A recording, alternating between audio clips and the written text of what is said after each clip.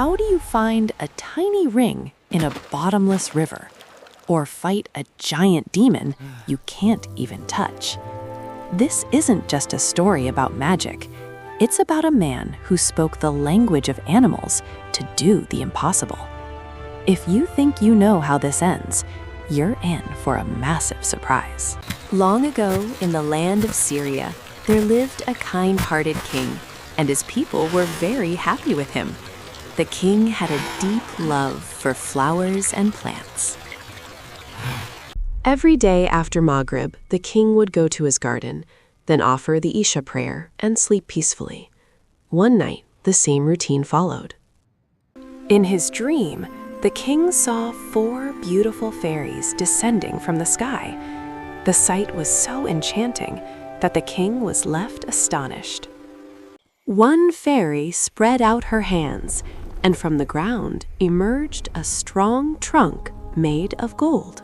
When the second fairy spread her hands, silver branches emerged, and at the third fairy's gesture, diamond leaves began to sparkle upon those branches.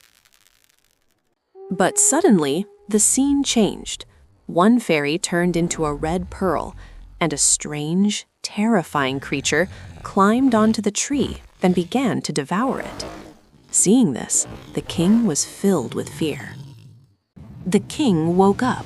He was astonished by the strange dream, but in his heart, a desire awakened to see that golden tree in his real garden. The next day, the king went to his old dream interpreter and told him the entire dream.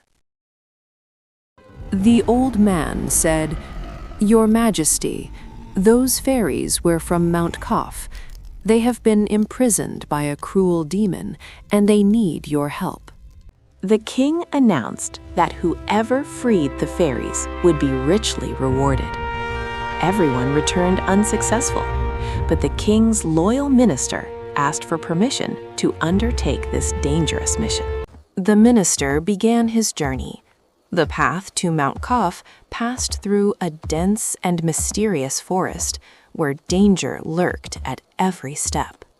While passing through the forest, he saw a strange man writhing in pain. The minister helped him and bandaged his wounds. The man thanked him and said, "That demon is extremely dangerous. I will teach you a mantra that will allow you to understand the language of animals."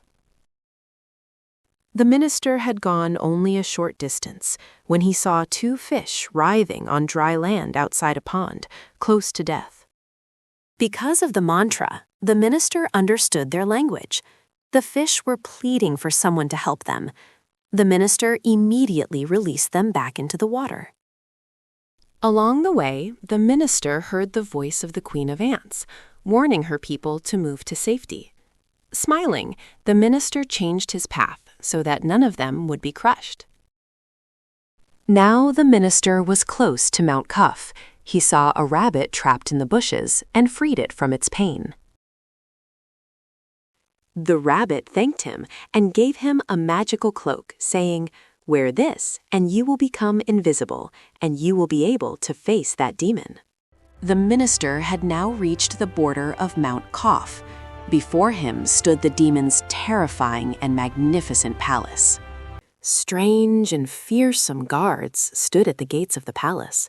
The minister put on the magical cloak and passed between them effortlessly, invisible. The minister revealed himself before the demon and said, "I have not come to harm you. Just set those fairies free." The demon burst into laughter and laid down 2 conditions. The demon removed a precious ring from his finger and threw it into the river. "If you bring this ring back by tomorrow morning, the first condition will be fulfilled." The minister remembered the fish he had saved. He called out to them and told them everything. The fish promised that they would find the ring. At dawn, the fish retrieved the ring. When the minister presented it to the demon, he was left stunned, but the second condition still remained. The demon scattered 3 sacks of millet across the ground and said, "By noon, all of this grain must be back in the sacks. Otherwise, your death is certain." The minister was worried, but just then an army of ants arrived. Working together, they filled every single grain of millet back into the sacks within moments. By noon, the task was complete. But the demon began to laugh and said, "You humans are truly foolish. I lied. I will never set the fairies free." The minister grew furious. He immediately put on the magical cloak and disappeared from the demon's sight. The demon began flailing about wildly, trying to find him. Seizing the moment, the minister drew his dagger and struck the demon straight in the heart. With a terrifying scream, the cruel demon collapsed to the ground and lay dead. The minister immediately ran toward the dungeon where the fairies were imprisoned. He set them free, and there was no limit to the fairies' joy.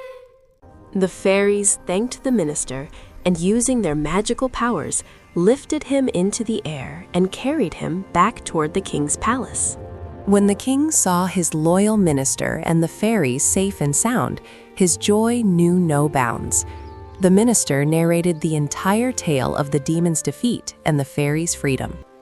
As a gift, the fairies turned the king's dream into reality. The king rewarded the minister generously. From this story, we learn a simple lesson. Those who help others are helped by nature itself. If you liked this story, don't forget to like and subscribe to Poom TV for more news stories like this.